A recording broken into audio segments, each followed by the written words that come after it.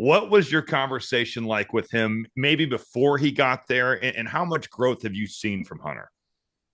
Well, I think that Hunter, as you guys know, naturally has personality. Yes. I think personality is good. So I want him to show his personality, but not in a way that would uh, uh, cause his job or what he wants to do with his life to become more difficult.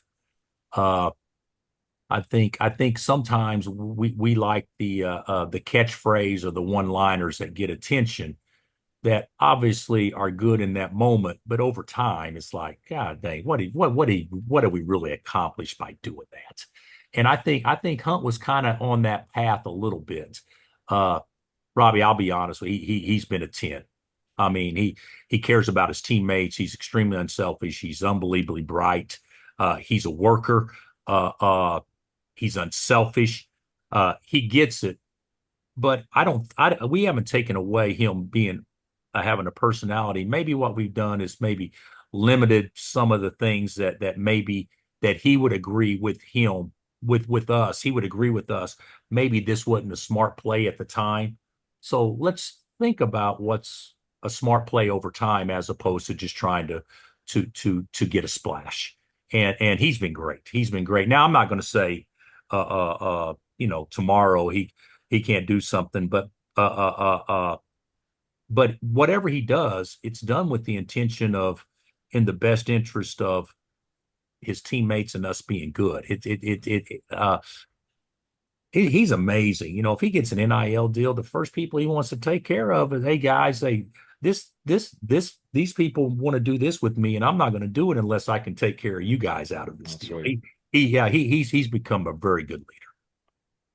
So last year, like you said at the beginning, I mean, you were decimated.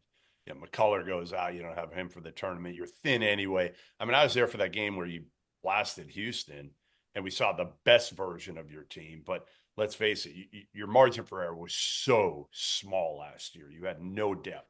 This year, you look at your team, and it's like the polar opposite. It's almost like you got two at every spot. You bring in Rylan Griffin, Zeke Mayo, hometown kid, two guys who can shoot it. Lance Storr obviously can do some things off the bounce. How different is this team going to be? Well, I hope that we play as well together as what we did last year when we were good. Uh, uh, but you stop and think about it. We lost a player due to an off the court incident. We lost McCullough, and we didn't really know if Furphy was going to be, I mean, any good. And fortunately for us, he played to level, and that got us to, five, got us to five or six. And then losing Kevin was a big loss. And he's still nicked up. He's still not 100% because of some stuff going on with his knee. But he was a warrior. He was tough. And I really thought we had the best 1-2 punch in the country when we had him healthy and Hunter. I thought we had, I mean, you can make a case where somebody may have had a better interior player or maybe somebody had a better guard, but I don't know if anybody had a better combination of the two. I mean, they both averaged 18 or 19 a game. I mean, they were good.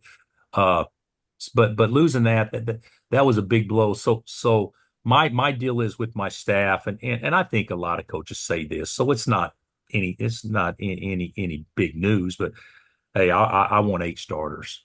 I want 8 guys that are good enough that if something happens, they're good enough to be a starter at Kansas. They're good enough to be a good player in our league.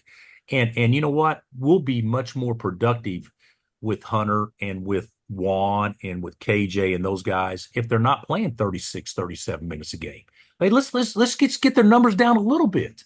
Uh, uh, and then we recruited pretty well. I mean, our 2 freshmen are good, and one of them has a chance to be special. Uh, uh, and then we did fairly well in the portal. So I actually think that we addressed our needs to the point where if something negative does happen, it won't derail us like it did last year. AJ Storr is really physically gifted. How do you see him? What's his role? How does he fit in with this group? You know what, Robbie? I don't know yet. Uh, uh, uh, I know how we want him to fit in, but how we get him to do what we want. Who would have thought with AJ Storr? You know what I think he should be? I think he should be the best offensive rebounder in the country. Amen to that. I don't think that that's how he's thought. And that's not knocked anybody else. He's thinking, just give me the ball and get out of my way. And the way that we play is one ball and body movement. When you get it, shoot it, drive it, or pass it, but it can't stick. And so it's a different deal for him. And the other thing about him is, as strong as he is and athletic as he is, he shouldn't get screened. He should be a tremendous defender. And so I'm talking about offensive rebounding and being a lockdown defender, and he's probably thinking, whoa. Score. What have I got myself into? But Coach, doesn't that go back to what you were talking about in terms of impressing an NBA team? Like, if you really want to impress an NBA team, yeah, you need to shoot the ball well from three. But if you rebound and you guard, I tell the players this all the time. If you have 10 guys on the court that are never substituted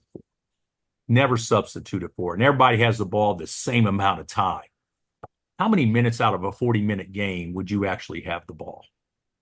And it's not really a fair deal, because bigs aren't going to have it as much as guards and this and that. It's 4 minutes each. So you got 36 minutes to show people what you're going to do when you don't have the ball. But to Hunter and to AJ, what they need to do, in my opinion, is show people what they haven't shown them yet. So Hunter can score. He can do this. He can do, he's a great passer. He's extremely, he's got to do that for our team to be good. But you know what? Can he get out of a ball screen? Can he guard a ball screen? Can he protect the paint? Is he a rim protector? Can he rebound outside his area? You do those things and don't make a basket, NBA people will leave more turned on than if you had 30 and didn't do those things. They know you can do them. They know and AJ is a little bit the same way, I think. If we can just get him turned on to do some things that's different than what he knows he can do.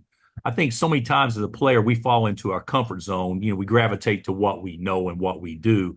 Whereas, what would NBA people thought if on every miss he's picking up 90 feet and allowing somebody else to run through a pass because he's out pressuring so hard, which he can do.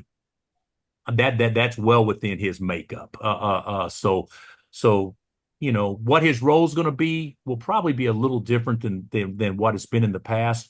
But I don't want to take away from him scoring. I just want him to add playing to his own athletic ability. What is the biggest concern or weakness? Because we look at this team, and again, you added the shooting, you added the, a guy who can make plays off the bounce. You've got your bigs. You've got some retention with 3 guys back that that are older. You got Passmore, who I think that's who you were alluding to earlier, that has a chance. He's good. He's got to be. Not Flory. Flory has a chance to be special. And Passmore can be really good too, can he? Passmore is an Ochai Agbaji type. Yeah. Not going to be there as a freshman, but over time, he's an athlete and he can do some. He's tough, and to me, with Flory, even Bill, like it's almost like Flory at a lot of other places. We both know this would have played 30 minutes a game. Now you're looking at him like, all right, where do we get him in? We got Hunter, we got KJ. He'll play, but obviously he's going to probably wait his turn a little bit or not play as much. Well, but the bottom line is, and I think Robbie knows this, what do you do when you're in there? How many rebounds per minute are you getting as opposed to how many total rebounds you're getting? There's some things that I think get a little twisted in that players may look at it as I may not be getting the opportunities.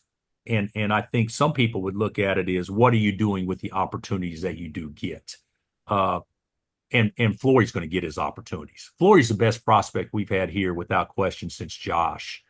And now whether or not that translates into whatever as a freshman, but it's going to translate into it eventually whenever that time comes. If you guys started a game tomorrow,